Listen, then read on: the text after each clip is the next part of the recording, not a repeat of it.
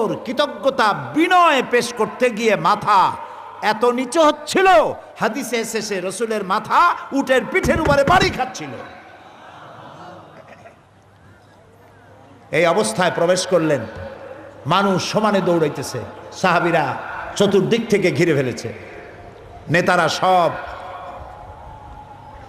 মসজিদে হারামের চতুর্দিকে সব এসে এক জায়গায় ঘেরাও হয়ে গেছে, পালাবার কোনো রাস্তা নাই। সবগুলি মানুষ থরথর করে কাঁপতেছে।